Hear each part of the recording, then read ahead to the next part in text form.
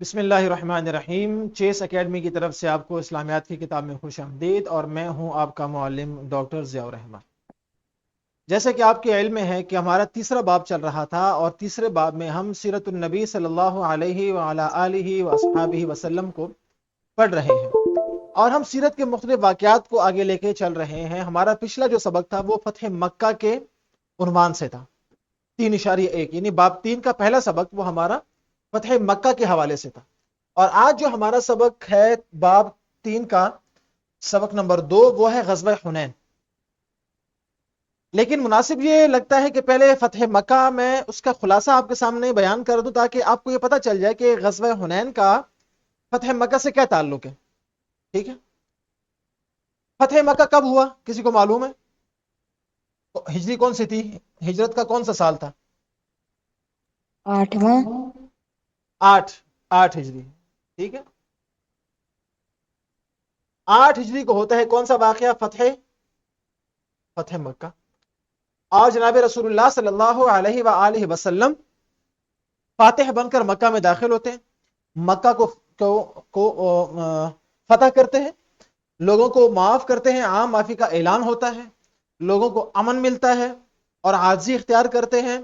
اس میں پھر اس کے بعد کیا ہوتا ہے؟ خانہ کعبہ کی تطہیر ہوتی ہے، اس کو بتوں سے پاک کرنا ہوتا ہے، اور اس کے بعد جو چابی ہے وہ واپس دے دی جاتی ہے عثمان بن طلحہ رضی اللہ تعالی عنہ کو، اور آج تک وہ انہی کے خاندان میں چلی آ رہی ہے۔ یہ بات ہے ذہن میں؟ اچھا، اس کے بعد آخر میں نے آپ کو ایک بات بتائی تھی کہ جناب رسول اللہ صلی اللہ علیہ وسلم نے جب مکہ فتح کر لیا تو اس کے بعد وہاں پر اسلام کی جو اشاعت ہے وہ کی، اور اسلام کے شاعر کو وہاں پر کیا کیا؟ پھیلایا، شاعر کو وہاں پر ترویج دیا۔ اور وہاں پر کتنے دن قیام کیا؟ میں نے بتایا تھا کل، بالکل اینڈ میں 21 دن یا 19 دن؟ 19 دن، ہاں شاباش، ٹھیک ہے۔ 19 دن آپ صلی اللہ علیہ وآلہ وسلم نے قیام فرمایا، کہاں پر؟ اور کل ہم نے کیا پڑھا تھا فتح مکہ کے اثرات میں؟ کہ اسلام تیزی سے پھیلنے لگا، اس کی اشاعت تیزی سے ہونے لگی، اور لوگ جو ہے فوج در فوج، گروہ در گروہ اسلام میں داخل ہونے لگے۔ ایسا ہی تھا؟ اچھا، اب اسلام پھیلنے لگا مکہ کی طرف سے بھی اور مدینہ کی طرف سے بھی، اور کسی کو اب جرت نہیں رہی کہ وہ حملہ کرے مسلمانوں پر۔ لیکن دو قبیلے ایسے تھے جو کہ اسلام کے خلاف تھے۔ کتنے قبیلے؟ دو۔ انہوں نے یہ کہا کہ ہم مسلمانوں پر حملہ کریں گے، اس لیے کہ جو حنین ہے، حنین ایک جگہ کا نام ہے۔ کس کا نام ہے؟ جگہ کا نام ہے۔ خیر، میں پہلے آپ کو، تو ہمارا سبق کیا ہے؟ غزوہ حنین، اسی غزوہ سے متعلق ہے، سبق 3.2، اور آج اس کا لیکچر نمبر 1 ہے، جس میں ہم جو حاصلات تعلم پڑھیں گے وہ حاصل تعلم کیا ہے؟ غزوہ حنین کے پس منظر اور اسباب کو جان سکیں۔ غزوہ حنین کا پس منظر کیا تھا اور اس کے اسباب مطلب وجوہات کیا تھی؟ کیوں غزوہ حنین ہوا؟ کیا وجہ تھی؟ جب مکہ فتح ہو گیا پھر غزوہ حنین کی کیا ضرورت تھی؟ اور دوسرا، ہم اس کے واقعات اور معجزات کو جانیں گے اور اس سے واقفیت حاصل کر سکیں، یہ ہمارا SLO ہوگا۔ اور جب ہم واقعات پڑھیں گے تو ہم اس سے دو چیزیں سیکھیں گے، جیسے ہم نے فتح مکہ سے سیکھا تھا، معاف کرنا، عاجزی اختیار کرنا، حق کا ساتھ دینا، اور اپنی روحانی باطنی صفائی کرنا، امانت داری اختیار کرنا، تھا کہ نہیں تھا؟ اسی طرح غزوہ حنین سے جو صلاحیت ہے، جو سکل ہے، وہ کیا ہوگی؟ اپنی قوت اور کثرت پر فخر کرنے کی بجائے نصرت الہیہ پر بھروسہ کر سکیں۔ میری قوت، میری طاقت کچھ نہیں، اصل طاقت کس کے پاس ہے؟ اللہ کی۔ ٹھیک ہے، اور عملی زندگی میں غزوہ حنین کے واقعات سے رہنمائی حاصل کر سکیں۔ تو جیسے ہی ہم واقعات پڑھیں گے تو ایک تو یہ ہم سبق حاصل کریں گے، اور جو ہم واقعات پڑھیں گے تو ہم ساتھ ساتھ بات بھی کریں گے کہ اس واقعے سے ہمیں کیا سبق ملا۔ ٹھیک ہے، اب دیکھیں، سب سے پہلے ہم بات کرتے ہیں غزوہ حنین کا پس منظر اور اسباب، ٹھیک ہے، اور اس کے بعد واقعات بھی ساتھ ہی آ جائیں گے۔ غزوہ حنین جس مقام پر ہوتا ہے اس کا نام ہے حنین۔ کیا نام ہے؟ حنین، جسے اوپر نام لکھا بھی ہے۔ یہ مکہ مکرمہ سے تقریباً 30 کلومیٹر ہے، 30 سے 35 کلومیٹر کا فاصلہ ہے اس کا۔ اگر گوگل میپ پہ آپ دیکھیں تو آپ کو نظر بھی آ جائے گا، یہاں پر دیکھیں کہ یہ ہے جی مکہ، نظر آ رہا ہے آپ کو؟ اور مکہ کے ساتھ یہ وہ رستہ ہے جو کہ جا رہا ہے کہاں پر؟ حنین کی طرف. ٹھیک ہے. یہ مکہ سے اب حج کے لیے آتے ہیں تو یہ ہے مینا ہے، اور آگے مزدلفہ ہے، اور آگے یہ ہے عرفات کا میدان ہے. حج ہم نے پڑھا تھا کہ نہیں پڑھا تھا؟ ٹھیک ہے. ہم اس طرف نہیں آئیں گے. یہ اوپر کی طرف یہ ہے تقریباً، یہ رستہ سیدھا اگر آپ جائیں تو تقریباً 30-35 کلومیٹر ہے. گوگل میپ جو کہہ رہا ہے بائی روڈ سے لے کے جا رہا ہے، تو یہاں پر کیا بتا رہا ہے 40 کلومیٹر. خیر ہے، کوئی مسئلہ نہیں ہے. جب مکہ فتح ہو گیا تو مکہ فتح ہونے کے بعد آس پاس کے علاقے میں اور کسی نے بغاوت نہیں کی. آس پاس کے سب علاقوں میں امن ہو گیا. لیکن یہاں سے 30 کلومیٹر دور یہ جو مقام ہے آپ کو نظر آ رہا ہے حنین کا، اس حنین کے مقام پر، اس مقام پر دیکھیں مکہ سے کافی دور ہے، 30 کلومیٹر ہے، بہت زیادہ دور بھی نہیں ہے لیکن مناسب فاصلہ ہے. یہاں کے لوگوں نے ایک بات سوچی. کیا سوچا؟ انہوں نے کہا کہ دیکھیں اب مکہ تو فتح ہو گیا، اب آس پاس کے علاقے پر مسلمان جائیں گے اور ان کو فتح کریں گے تو خیر تو ہماری بھی نہیں ہے، خیر تو ہماری بھی نہیں ہے. تو اس سے پہلے کہ مسلمان اس علاقے پہ آئیں، کیوں نہ مسلمان وہاں پر اکٹھے ہیں نا. کتنے مسلمان تھے مدینے سے؟ کتنے مسلمان آئے تھے؟ 10,000.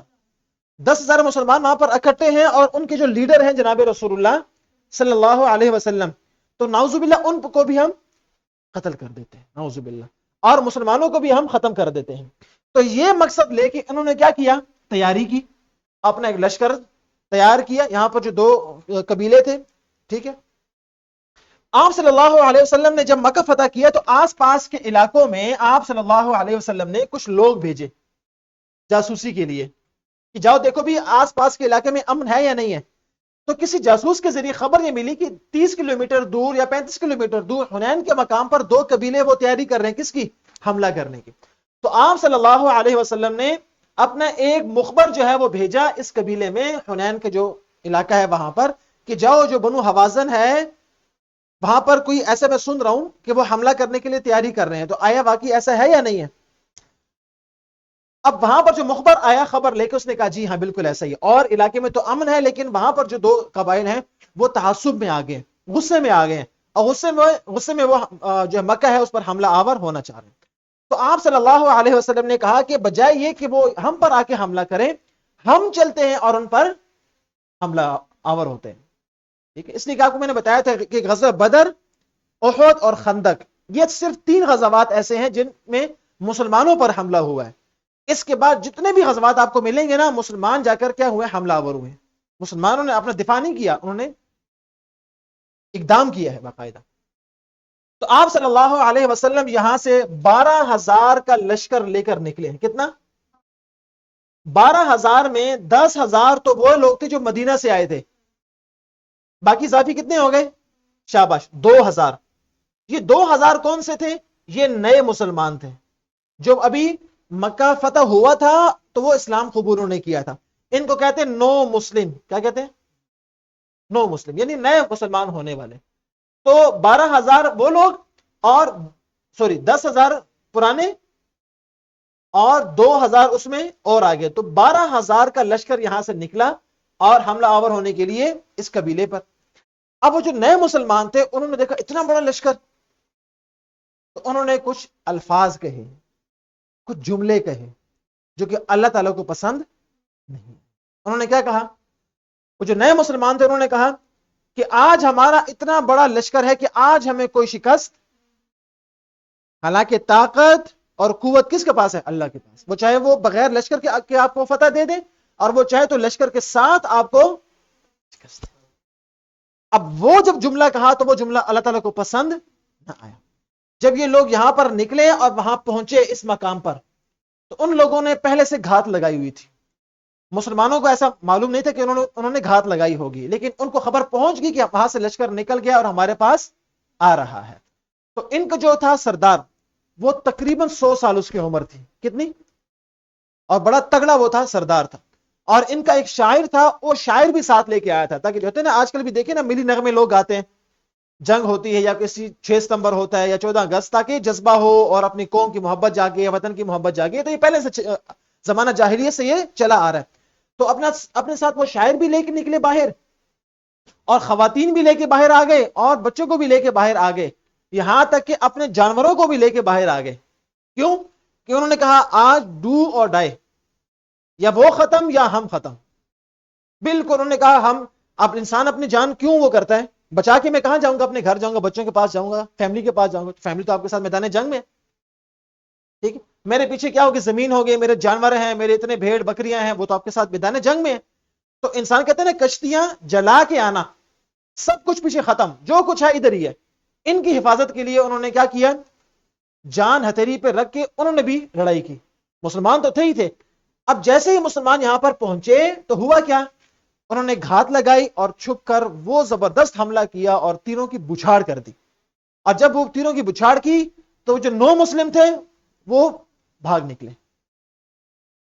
اب ان کا دیکھے دیکھی آپ کا لشکر جب منتشر ہو جائے تو آپ کی جو کیا ہوتی ہے, صفیں بنی ہوتی ہیں, وہ اکھڑ جاتی ہیں. تو کسی کو کوئی سمجھ نہیں آتی میں نے کس طرف جانا ہے. تو مسلمانوں کے قدم اکھڑ گئے. تو اس کے بعد جناب رسول اللہ صلی اللہ علیہ وسلم نے ایک آواز دی, انا النبی لا کذب انا ابن عبد المطلب, میں نبی ہوں, میں جھوٹا نہیں ہوں, میں عبد المطلب کا بیٹا یعنی پوتا. تو واپس صحابہ کرام آئے اور دوبارہ صحابہ کرام جو تھوڑے دور چلے گئے تھے, انہوں نے جب آپ صلی اللہ علیہ وسلم کی یہ آواز سنی تو جس کے پاس کوئی بھاری سامان تھا وہ اس نے بھاری سامان پھینکا اور واپس آیا اور دوبارہ اپنی صفوں کو ترتیب دیا اور دوبارہ اس پر حملہ آور ہوئے اور مسلمانوں کو بالآخر کیا ہوئی, فتح ہوئی. ٹھیک ہے, تو اس میں ہمارے لیے سبق کیا ہے کہ کبھی فخر اور تکبر نہیں کرنا, وہ ایسا بول نہیں بولنا جو اللہ کو ناپسند ہو. ہمیشہ توکل کس پر, اللہ تعالیٰ. ٹھیک ہے, تو اس غزوہ کو کہتے ہیں غزوہ حنین, اور یہ کب ہوا, 9 ہجری کو. ٹھیک ہے, آپ صلی اللہ علیہ وسلم نے 19 دن قیام کیا, اور ہو سکتا ہے آپ صلی اللہ علیہ وسلم کا مزید رہنے کا ارادہ ہو, لیکن 19 دن بعد ہی آپ صلی اللہ علیہ وسلم غزوہ حنین کے لیے یہاں پر تشریف لے گئے. یہ پورا واقعہ سمجھ آ گیا آپ کو, ٹھیک ہے. میں نے اس لیے آپ کو سلائڈ پہ نہیں پڑھایا تاکہ واقعہ جب ایک مرتبہ آپ سنائیں تو ذہن میں بیٹھ جاتا ہے. اب ہم چلتے ہیں سلائڈ کی طرف. دیکھیں یہ ہے وہ میدان جہاں پر یہ غزوہ حنین ہوا تھا, حنین کا وہ مقام ہے. ٹھیک ہے, نقطہ نمبر 1, اب دیکھیں ہم اس کو پڑھتے ہیں. بنو حوازن اور بنو ثقیف, یہ تھے وہ 2 قبیلے جو کہ وہاں پر موجود تھے. نام کہتے ہیں بنو حوازن اور بنو ثقیف. یہ 2 قبائل کے نام اپنے ذہن میں رکھنے ہیں کہ حنین کے مقام پر قبائل کتنے تھے, 2, بنو حوازن اور بنو ثقیف. اور انہوں نے اپنے تمام قبائل کو ارد گرد سے جمع کر دیے, لیکن مین اور قبائل یہ 2 ہی تھے. نقطہ نمبر 2, انہوں نے اپنے عورتوں, بچوں اور جانوروں کو بھی میدان جنگ میں لایا تاکہ کوئی پیچھے, انسان ویسے بھاگ سکتا ہے لیکن جب اپنے بچوں کو دے, اچھا میرے بچے ادھر ہیں, پھر کھڑا رہتا ہے.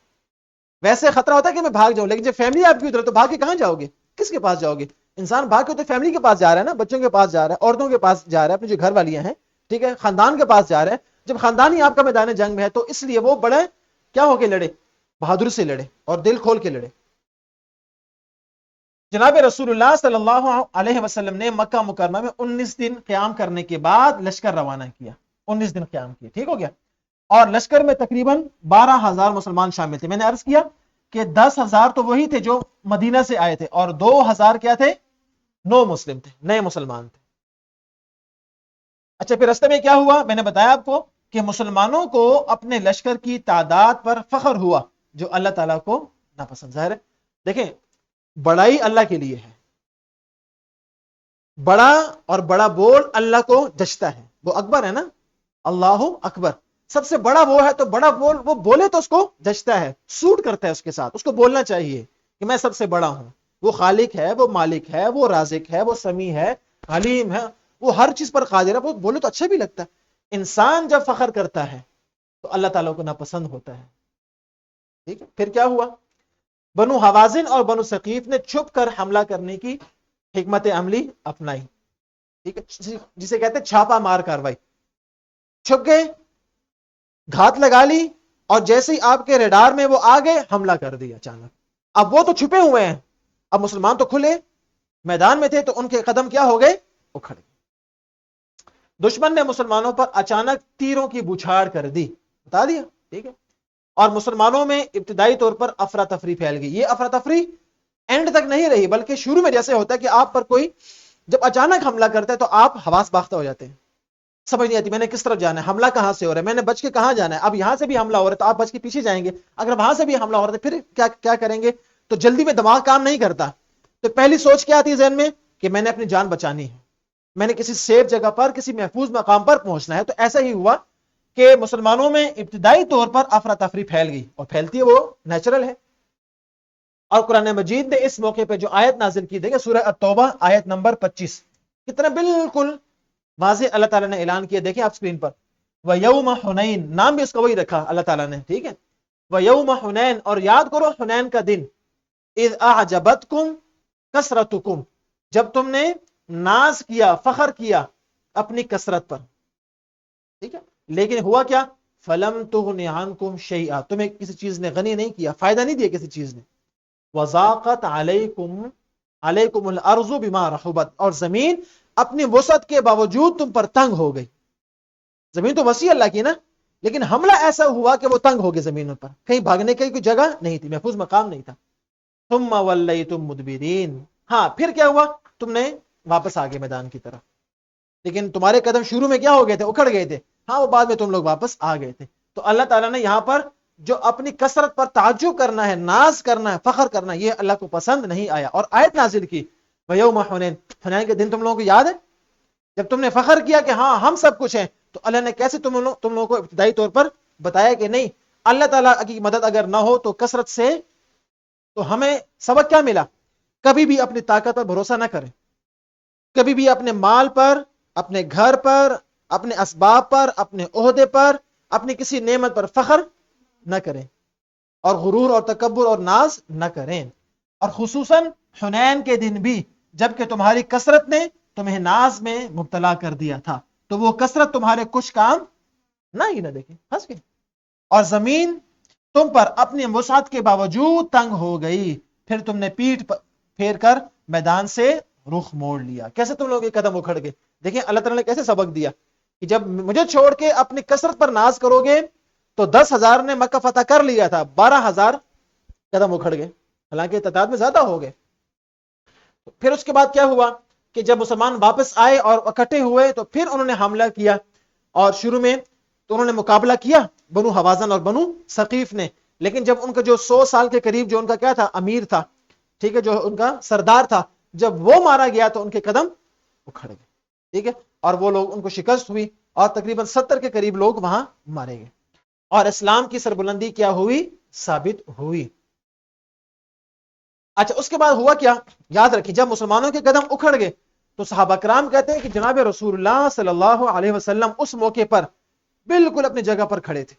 جب سب لوگ دائیں بائیں ہو رہے تھے, تو آپ صلی اللہ علیہ وسلم اپنی جگہ پر کھڑے تھے مضبوطی سے, اور لوگوں کو آواز دی, اے یا معاشر الانصار, یا معاشر المہاجرین, اے انصار کی جماعت, اے مہاجرین کی جماعت. اور صحابہ کرام کو آواز دی کہ میں یہاں پر موجود ہوں. جب آپ صلی اللہ علیہ وسلم نے آواز دی تو سب کے سب واپس کیا ہو گئے, آپ صلی اللہ علیہ وسلم کے پاس جمع ہو گئے, اور دوبارہ مسلمانوں نے کیا ہو گئے, جٹ کر ان پر حملہ کیا. ٹھیک ہے, نبی کریم صلی اللہ علیہ وسلم کا حوصلہ اور قیادت ایک معجزہ تھا کہ اس موقع پر بھی ایک انسان اپنے اعصاب پر اتنی مضبوطی سے قائم ہے. ٹھیک ہے, اور فتح حنین مسلمانوں کے ایمان کو مزید مضبوط کر گئی کہ واقعی ایمان تو یہ ہے کہ اللہ کی مدد ہوگی تو ہم فتح کی طرف گامزن ہوں گے, اللہ کی مدد نہیں ہوگی تو ہم فتح حاصل نہیں کر سکتے. ٹھیک ہے, اور سبق کیا ملا غزوہ حنین سے, تعداد پر نہیں اللہ کی مدد پہ یقین, یہ سبق ملتا ہے. ٹھیک ہے, اور صبر, استقامت اور اللہ پر توکل کامیابی کی کنجی ہے. شروع میں مصیبت آئی نا, قدم اکھڑ گئے, لیکن مسلمان بھاگے نہیں, واپس آئے, صبر کیا, واپس اپنے لشکر کو جمع کیا, ترتیب دیا صفوں کو, اور استقامت سے, اور جب اللہ پر توکل ہوا کہ اے باری تعالیٰ آپ کی مدد نہ ہو تو ہم کچھ بھی نہیں ہیں. یہ ہمیں سبق ملتا ہے غزوہ حنین سے. سمجھ آ گئی. تو یہ تھا ہمارا آج کا سبق, اور کل جو ہے ہم پڑھیں گے اسی واقعے کو جو میں نے ہلکا سے اشارہ کیا, آپ صلی اللہ علیہ وسلم کیسے وہاں پر میدان میں موجود رہے اور کیسے انصار اور مہاجرین کو وہاں پر اکٹھا کیا. تو اس کے بعد آپ کے لیے ایکٹیویٹی ہے, وہ کیا کہ غزوہ حنین میں مسلمانوں کی کامیابی کا سب سے بڑا سبب کیا تھا, جی کون بتائے گا, صدف. یقین اور بھروسہ, اور مسلمانوں کا صبر و استقامت, اور اللہ پر توکل. اللہ پر توکل ہوا تو کامیابی ملی, شروع میں تو قدم اکھڑ گئے تھے. ٹھیک ہو گیا. اور گھر کا کام کیا ہے, غزوہ حنین کے واقعات سے 2 اہم اسباق لکھیں. ایک تو ہم نے پڑھ لیا, ایک اور آپ واقعات کو پڑھیں, کتاب میں پڑھیں, تو آپ کو کچھ اور بھی ذہن میں آئے گا لیکن شرط کیا ہے؟ تفصیل سے نہیں لکھنا، 100 الفاظ کافی ہیں کہ یہ واقعہ اس سے ہمیں یہ سبق ملتا ہے، پھر یہ واقعہ اس سے ہمیں یہ سبق ملتا ہے. ٹھیک ہے، تو آج کا سبق بہت اچھا اور عمدہ تھا، جس میں ہم نے غزوہ حنین کے اسباب اور واقعات کو پڑھا، اور اس سے حاصل ہونے والا سبق ہم نے جانا کہ توکل صرف اللہ پر ہے، اللہ کے علاوہ کسی پر توکل نہیں ہے. اس سبق کو مزید اچھی طرح جاننے کے لیے اور ایگزام کی تیاری کرنے کے لیے اس کے ساتھ جو ورک شیٹ موجود ہے اور کوسچن بینک ہے اس کو آپ ضرور حل کریں تاکہ آپ کی پریکٹس ابھی سے ہو جائے. تو اپنا بہت خیال رکھیے گا. فی امان اللہ.